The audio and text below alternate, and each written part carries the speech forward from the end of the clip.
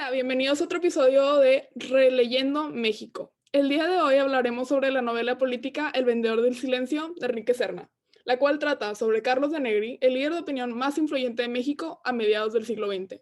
Reportero estrella del diario Excelsior, contaba con una lista de candidatos envidiables y un sinfín de secretos bajo la manga. Mi nombre es Alejandra Garza Concha y este día me acompañan cuatro invitadas especiales: Katy Guajardo, Delia Benavides, Norma Gamundi y Victoria Pompa. Bienvenidas, ¿cómo están? Hola Ale, muy bien, gracias por invitarnos. Pues me encantaría comenzar con el contexto histórico de esta novela, si me pueden comentar un poco sobre lo que estaba pasando en la historia. El contexto histórico de esta novela te lo representa súper bien en el libro, porque literal te hace ver toda la situación que estaba viviendo México durante los años 50, 60 y abarca un poquito también de los años 70. Cabe resaltar que en ese entonces estaba la dictadura del PRI, donde el pluralismo político y la participación se ven claramente monopolizados por el poder y limitados por el poder. Hay que mencionar que había una hegemonía del PRI, donde claramente hay que hablar del presidencialismo, que era la centralización del poder, y que también se ve cómo vienen todos estos personajes históricos que vienen de la revolución, pero que después acaban terminando y sumergiéndose en el poder totalmente. En el libro también deja ver muy en claro todo esto de las influencias políticas que había en dicho momento y cómo todos los que estaban en el poder necesitaban estar relacionados con el presidente, porque en el momento en el que no eras amigo del presidente, no eras nada, no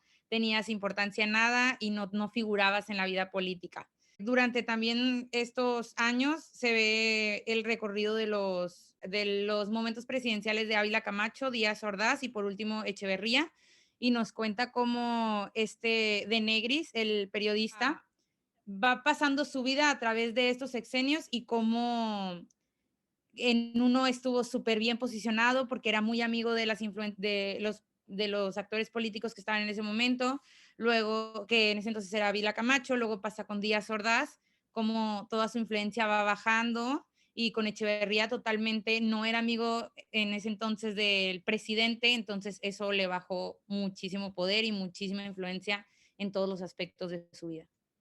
Excelente. Pues claro que hay que recordar que esta novela tiene como México, tiene a México como fondo. Y pues no se puede hablar de esto sin el presidencialismo. En especial, no se puede hablar sobre el presidencialismo sin hablar sobre el PRI. Pues sí, oigan, fíjense que esto para mí fue lo más interesante de la novela. Yo me considero una fanática del presidencialismo, de todo ese tema, ¿no? Entonces, hablando de estos privilegios o este poder metaconstitucional que tiene el presidente, es muy interesante ver cómo hablan del siguiente presidente, ¿no? Entonces, por ejemplo, en la época de Díaz Ordaz ya estaban hablando de quién iba a seguir y estaban entre Mano Tú y estaban entre Echeverría y es esta, no le quiero poner la palabra grilla porque a veces me suena esa palabra muy, no sé, como madreadora, pero hay estas conversaciones internas entre ellos y qué pasará y qué va a ocurrir, porque se está hablando de qué va a pasar con tu trabajo, porque es súper diferente como pudimos ver en el caso del reportero Carlos, que si era Echeverría iba a ser completamente diferente su vida, si se escogía a, a Manotú. Entonces, es muy interesante ver esto. Hice mucho énfasis en algo muy interesante, que eran estas palabras que usaban como presidenciable. O sea, Echeverría era presidenciable, lo que significaba que a lo mejor a él lo iban a destapar. Entonces, esto está muy interesante, como Díaz Ordaz al fin y al cabo era el que iba a escoger al siguiente presidente. Porque hay algo ahí que a mí se me hace muy interesante, que es que dicen que al fin y al cabo el director o la gente importante del PRI, al fin y al cabo no tenía esa relevancia, porque al final el que iba a acabar escogiendo al siguiente presidente iba a ser el presidente de esos momentos. Entonces, la verdad es que está muy interesante ver esa parte, ver cómo hablan de Echeverría, por ejemplo, cuando el Carlos se entera de que lo destaparon y utilizan esta palabra. Nada más le dicen, fíjate que destaparon a Echeverría. Y él enseguida sabía de lo que se refería. Se refería a que él iba a ser el siguiente presidente. ¿Por qué? Porque no había de otra, punto, se acabó. Entonces, esto la verdad es que está muy interesante y te da una vista por adentro de la gente que vivía el presidencialismo. Pues sí, es que hay que recordar que las relaciones y las amistades políticas son indispensables en el gobierno de México. Norma, ¿nos puedes comentar algo más sobre esto? Me gustó mucho lo que dijo mi compañera Katy, porque también en el libro deja entrever muy bien lo del típico dedazo. O sea, que el presidente todo se iba a limitar a cumplir lo que el presidente quisiera. Entonces, si el presidente escogía a alguien, era el típico dedazo de, es él y él va a quedar. Y hay una frase que me gustó mucho en el libro que decía, pero en el gobierno los méritos valen sorbete sin el auxilio de un buen padrino. Y en este caso el padrino era el presidente. Completamente. Y aparte, recordemos que De Negri, como periodista, tenía una gran parte en influir las opiniones de México. Es decir, es una conexión directa entre el periodismo y el gobierno. Sí, este es otro punto de la novela que hace que se sienta tan real o tan cercana a ti. O sea, parece que estás leyendo una historia que pudo fácilmente ser real, ¿no? Porque simplemente relata al México común. Y pues tanto en el libro como en la realidad en México, pues para ser un periodista, pues se sabe que si quieres ser el periodista al que leen, el periodista exitoso, vaya, no un periodista ignorado, pues tienes que estar de la mano con el gobierno y tienes que saber perfectamente, pues, saber a quién tirarle, a quién sacarle sus trapitos al sol o con quién no meterte. También saber muy bien a quién aplaudirle. Y pues la novela nos muestra esta realidad pues triste del periodismo en México, de cómo está todo manipulado y el periodismo es un arma más del político, ¿no? Una herramienta más. Sí, claro. Y pues que si el periodista en realidad quiere ser un periodista honesto, un periodista que ejerce realmente su profesión como debe de ser, fácilmente puede terminar como un homicidio más, un homicidio sin resolver, ¿no? Entonces, tal como lo dijo mi compañera anterior, pues que si eres amigo del que está en el poder, ya sea el presidente o algún otro, pues tienes toda la aprobación y pues tienes que estar de su lado y trabajar a su conveniencia. Oigan, y a mí me llamó mucho la atención cuando habla de Maximino, que era el hermano de Ávila Camacho, o sea, que él tenía las constructoras que acaparaban los contratos de obras públicas de todo el país, literal, y por eso era millonario. O sea, me llamó mucho la atención porque, o sea, literal están robando directamente del pueblo porque ellos tenían los contratos y inflaban los precios. Y me llama mucho la atención porque eso siento que sí sigue pasando, pero no tan directamente de que el hermano del presidente. Pero wow, que el hermano del presidente literalmente estaba saqueando al país y nadie hacía nada y nadie decía nada porque era pues literal el presidencialismo del PRI y nadie tenía como que, o sea, nadie podía decir nada porque los periodistas estaban comprados, como el protagonista del libro, o sea, no podían decir nada y a nadie le importaba. No sé qué opinan ustedes. Era de una manera completamente descarada, en mi opinión. Fíjense que yo, regresando un poco a lo del periodismo, se me hizo bastante interesante, y esto queda también un poco con lo de Delia del presidencialismo, es esto otra vez, poder metaconstitucional que tenía el presidente de tener todas las instituciones a sus pies, en pocas palabras.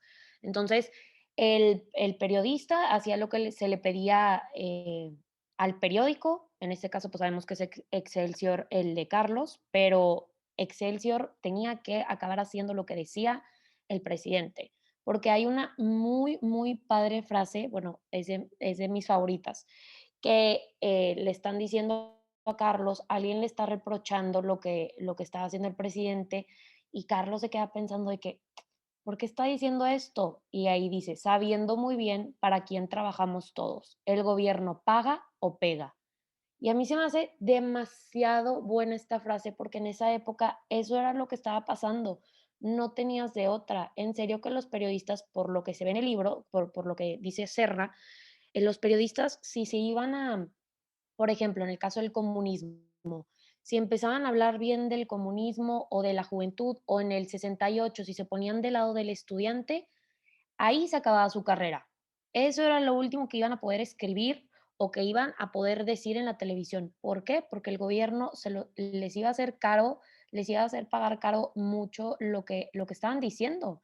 Entonces, en realidad no podías hacer nada. Era una clase de periodismo del gobierno, en pocas palabras. También hay una parte que a mí se me hizo muy interesante, que estaba hablando de algo que Norma dijo hace rato, que fue lo del dedazo, que se dice que el trabajo de él, o sea, el trabajo del periodista en la época del dedazo, era cuando dice su función política era ocultar el dedazo presidencial en el nombramiento del candidato. Y es que esto era lo que ellos tenían que hacer, todo se movía para que no pareciera un dedazo, para que no pareciera que el presidente hacía esto, para que no, todo giraba para que la gente no pensara que estaban en una dictadura o que pensaran que estaba bajo del mando de un presidente, ¿no? Entonces, se me hace muy interesante eso, se me hace muy interesante la época del periodista en lo que tenía que ser el periodista en esa época. Entonces, yo creo que es muy importante ver esa parte. Sí, completamente de acuerdo. Creo que, Victoria, nos querías mencionar un poquito más algo. Sí, con respecto a lo que mi compañera Catalina se estaba comentando, no pude evitar recordar la frase esta inolvidable, ¿no?, de Vargas Llosa, que pues México se encontraba en una dictadura perfecta, ¿no? Que si bien pues sí existían los medios de comunicación y eran entre comillas independientes y todo esto, existía la libertad de expresión, pues ya al final sabemos que, que estaba todo en manos del gobierno, todo controlado por ellos, o sea, no directamente, pero sí indirectamente, entonces eso era. Frase perfecta para describir toda la novela, completamente.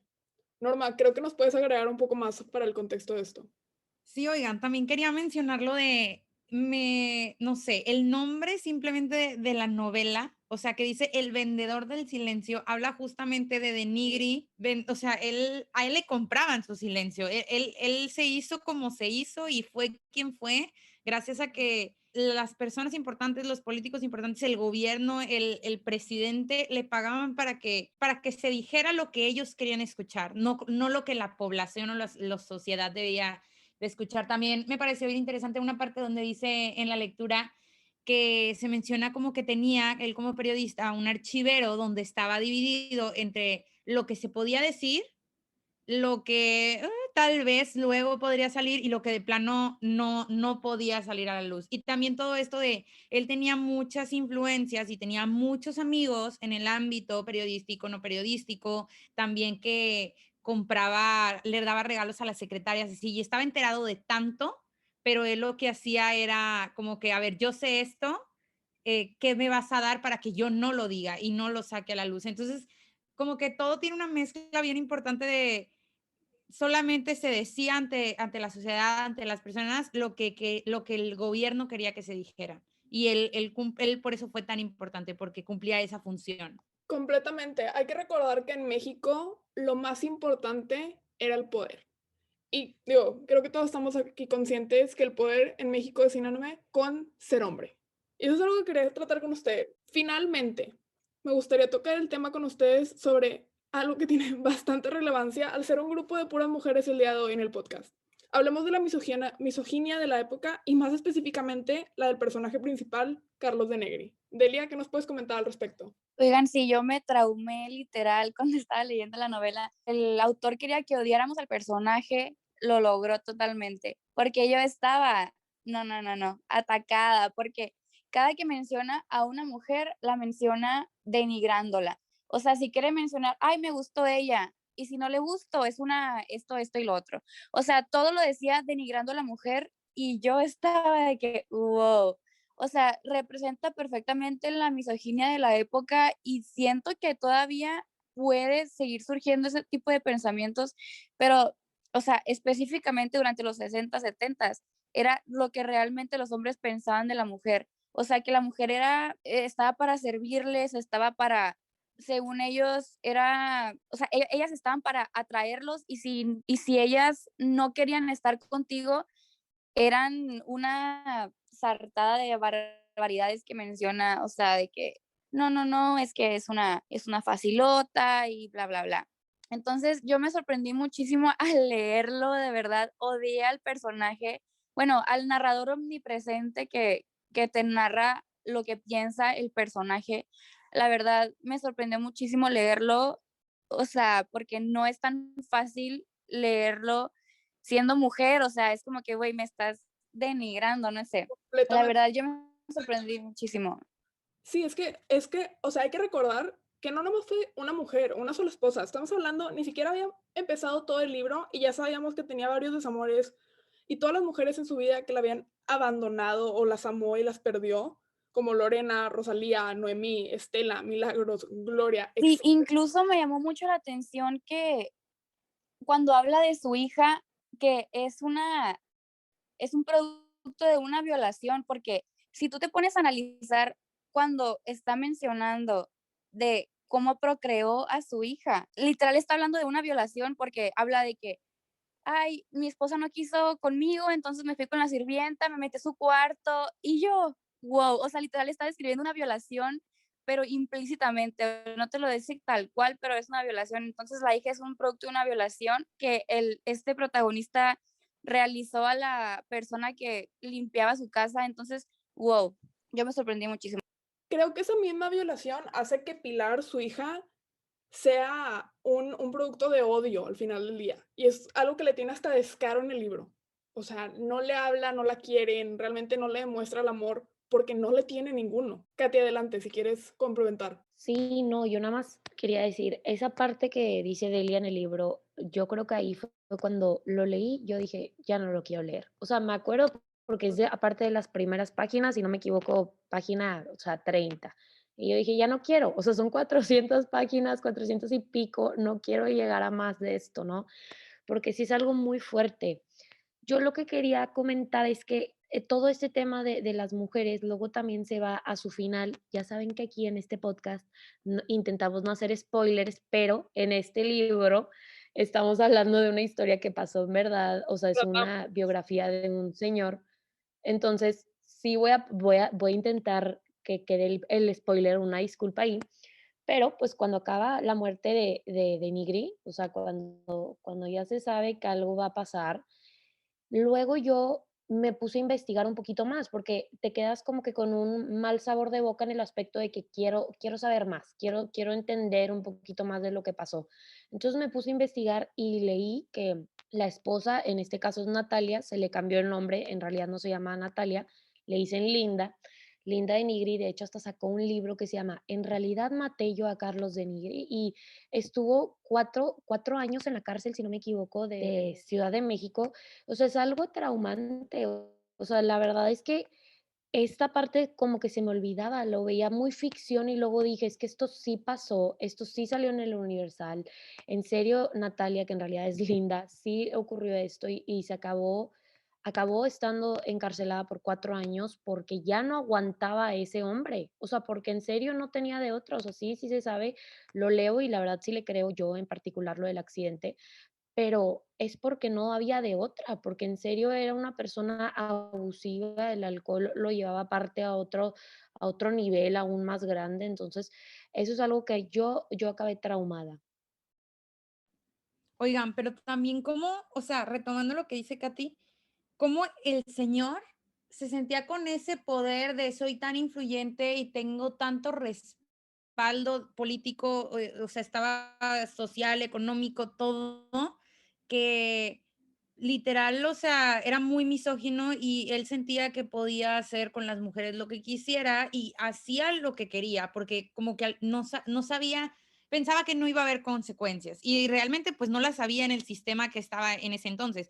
Y también como cuando conoce a Natalia y la ve por primera vez, que dice así como que, ay, ella va a caer a mis pies porque tipo tiene que, y si no es una, quién sabe, o sea, decía un chorro de cosas feas hacia las mujeres, pensando que él tenía el poder de todo eso, o sea, él podía hacer lo que quisiera. También quería agregar que se refiere de súper despectivamente hacia otras profesiones, hacia otros oficios, como personas que pintan las casas o personas que, meseros, así. Se refiere súper despectivamente. Este hombre tenía un complejo de superioridad increíble. Se refiere horrible de todos los que no sean él. O sea, horrible, horrible, horrible. No, yo odié al protagonista, la verdad. No sé ustedes. Delia, no podría estar más de acuerdo contigo, la verdad. Es que hay o sea, literal digo, wow. Este señor le valía, inserta aquí mala palabra, todo el mundo. O sea, si no era por él, no era por nadie más. Y la única manera que hacía que importaran las otras personas era si tenía un pago de por medio. La verdad es que yo creo que podré continuar hablando con ustedes todo el día, en especial de este último tema, la discriminación, la misoginia y el trato de Carlos de Neri hacia las otras personas, que ni siquiera trataba como personas. Pero bueno, yo creo que este conversatorio fue un excelente cierre a la lectura del Vendedor de Silencio. Y sin más que agregar, yo les quiero agradecer muchísimo por acompañarnos el día de hoy a Releyendo México. A todos los que se me están escuchando, gracias por estar aquí con nosotros. Nos vemos la próxima semana. Adiós.